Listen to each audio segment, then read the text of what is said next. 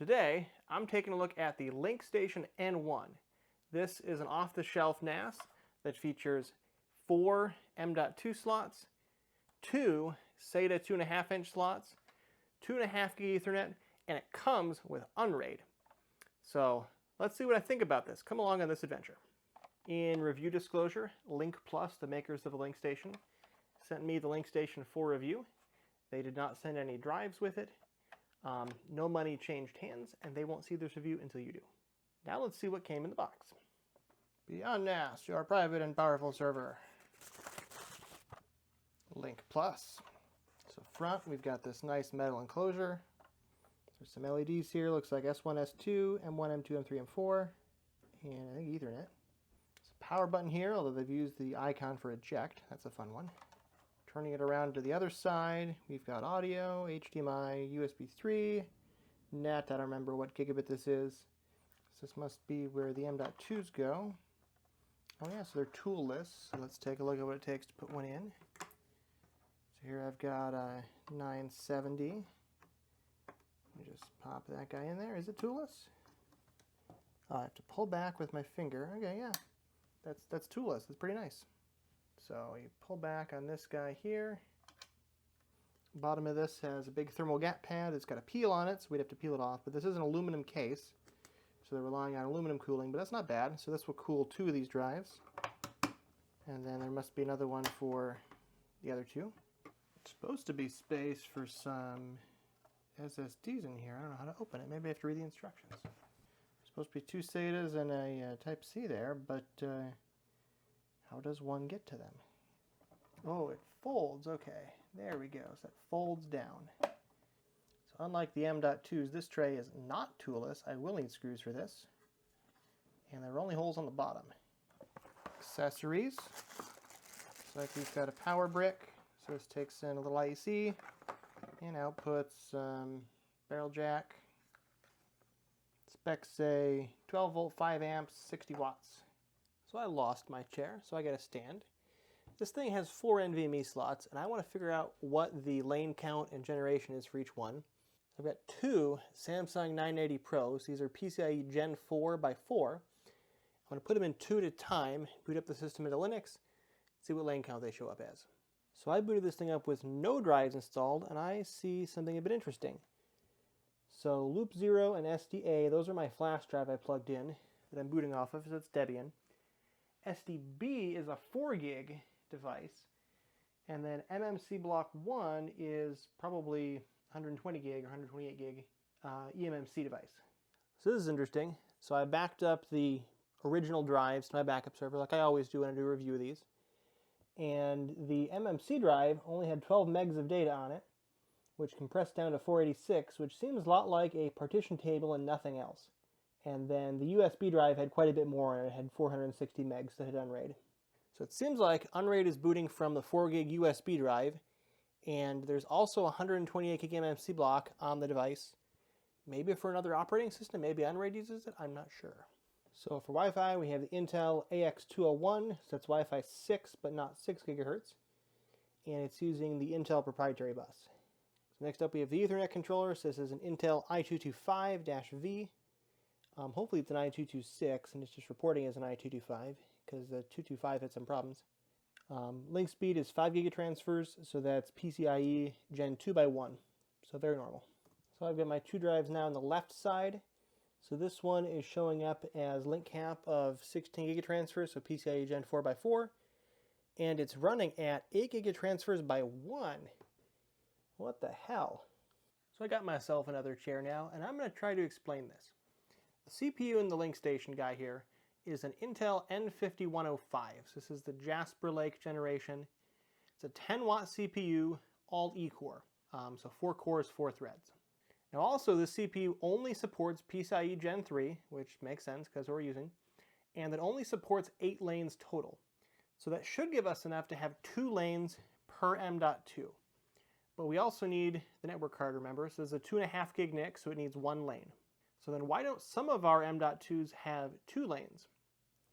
And I think it's because on a lot of these chips, the same analog circuitry that drives PCIe also drives SATA. So they use the same pads and the same analog drivers in the chip.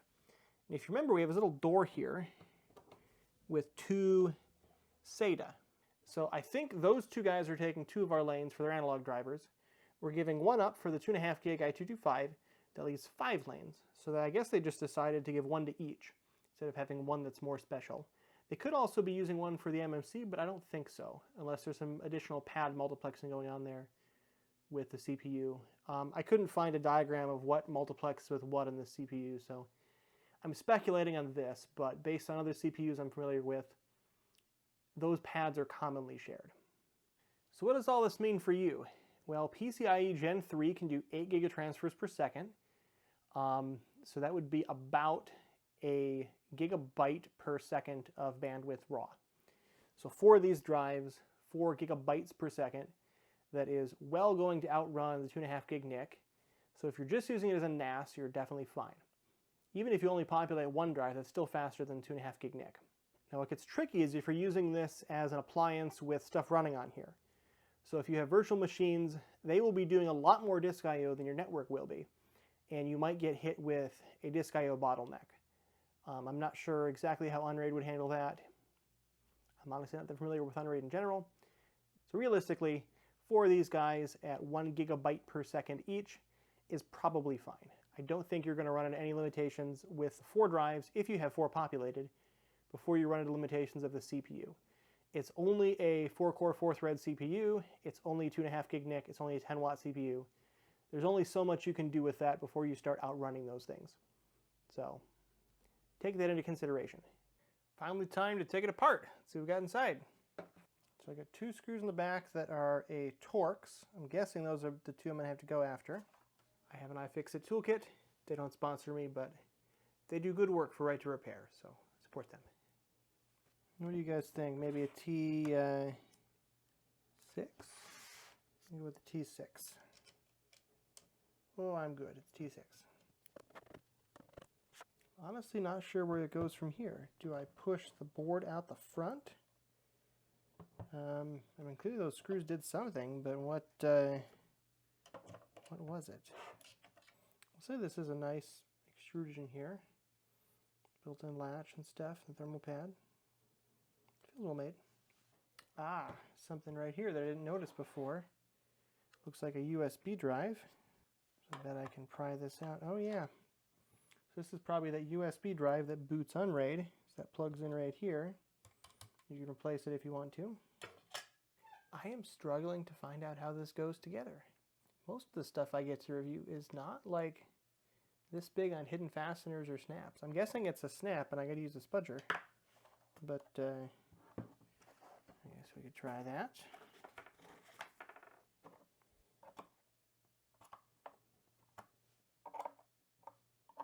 So somehow this piece has to pop off. There we go. I see there's slots in here. Yeah, that's coming.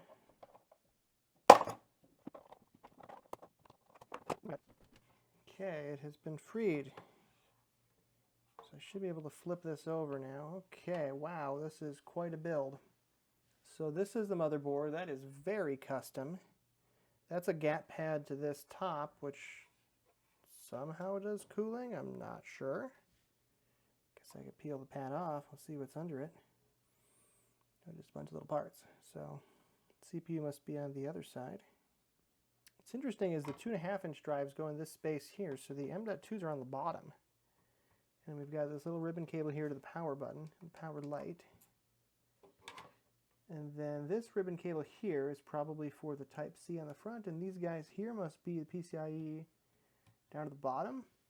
And this is an itty-bitty little Wi-Fi module. So I got 6 Phillips screws in here.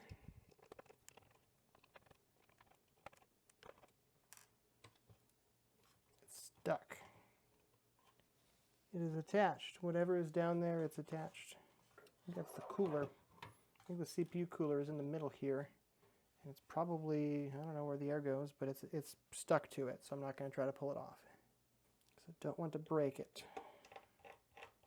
So everything in here is extremely custom and very unique. One last thing I noticed here while we're at the teardown is that these two are mirror images. So this one opens from the left and this one opens from the right. And you might think one of the drives is just upside down, but that's not true. These are actually two separate caddies. So I pull this one out, you can see the metal is on top. And if I pull the other one out that has a drive in it, and I hold them up to each other, you can see that they are backwards. And they don't fit on the wrong side. So if I put this over here, it won't go in. So if we look in this direction, we can see this side is taller than the other. So we'll only go in one way, but also these caddies are unique, which is not cool. It is a new day. I tried to use UnRAID on this, and it made me very angry. I set up an array using ZFS, and it did really stupid things. So I'm not a fan of UnRAID. That's not the fault of the box, of course. It's the fault of UnRAID. But yeah, it also had IPv6 disabled out of the box. And yeah, so then I accidentally deleted my footage, and I don't care to try again. So I'm going to install Debian on this thing and see if I can put that eMMC card to use as a boot drive. The eMMC device did not show up at all in UnRAID, so I'm not sure what it's for. So let's check it out.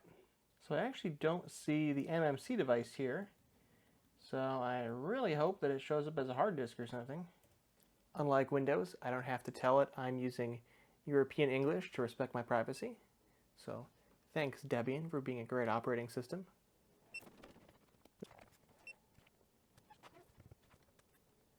So eMMC card shows up here in Debian, so we're going to try it.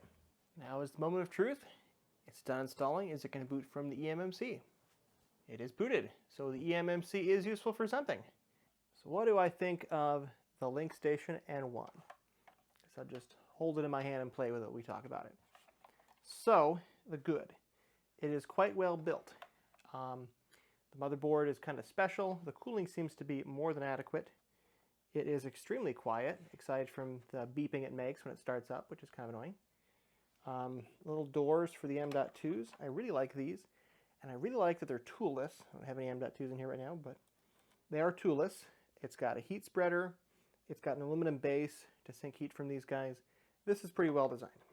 And up here, the 2.5 inch, these I mentioned earlier are not identical. They're mirror images. I don't really like that, and they're not toolless either. And honestly, I think that if you're going to do an SSD in 2024, there's no reason to bother with a 2.5 inch SATA.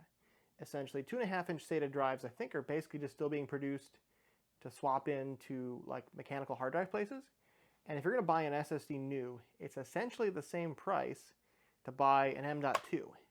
So why would you have two 2.5 inch SATAs, which can't fit like an enterprise drive that you might be able to find used because they're only like 8 millimeters thick, 9 millimeters, whatever. They're not the 15 millimeter enterprise size. You could fit like a 15,000 RPM. Well, that'd be a SAS drive anyway, so it wouldn't work, but not going to do one of those. And so I would rather have seen more PCIe lanes to the M.2s and just cut out the SATA entirely. That still wouldn't mean all of these would have full bandwidth, but again, this is a 4-core low-end CPU and 2.5 gig Ethernet, so you don't expect full bandwidth of 4 Gen 4 NVMe's or something like that. The CPU is just not going to do it. So I think they made reasonable choices, aside from putting in 2.5 inch drives, period. The LinkStation is currently listed on sale for $399. That includes UnRAID.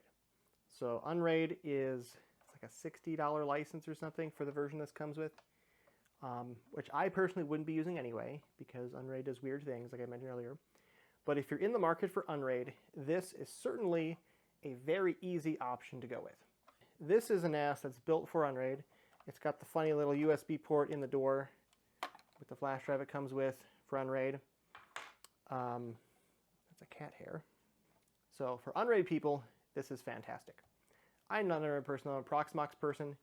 I don't believe you can install TrueNAS on a 4 gig SSD, but maybe you can find a bigger one that's bigger than this little tiny thing. But you can always boot from the internal eMMC. And I like that the eMMC is there, because having a built-in low-speed boot drive just for the operating system is a great thing. TrueNAS could use that eMMC, Proxmox could use that eMMC. But other than that, I think this is well built. It's got a reasonable choice of CPU, a reasonable choice of networking. It's not the highest spec thing, but if you want an UnRAID box, this is certainly a good UnRAID box.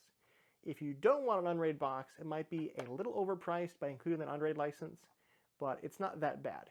So I've reviewed some other things on my channel that are the same price, that are a bit smaller, that are all NVMe, for example. I've got a link up here to that one. I also won't say anything bad about the build quality. I'm again impressed with the heat sinks on the M.2s, the CPU cooling, all of that kind of stuff. Thanks for coming along on this. If you want to buy one, I have a link down below. It's an affiliate link. It just kind of helps me out a little bit. I also have a Ko-fi if you want to help me. If you found my videos have been supportive, link down below for that as well. I have a Discord server if you want to chat with me about things like IPv6 or ZFS or Proxmox. You can go ahead and join. Link for that one down there as well. And I'll see you guys on the next adventure.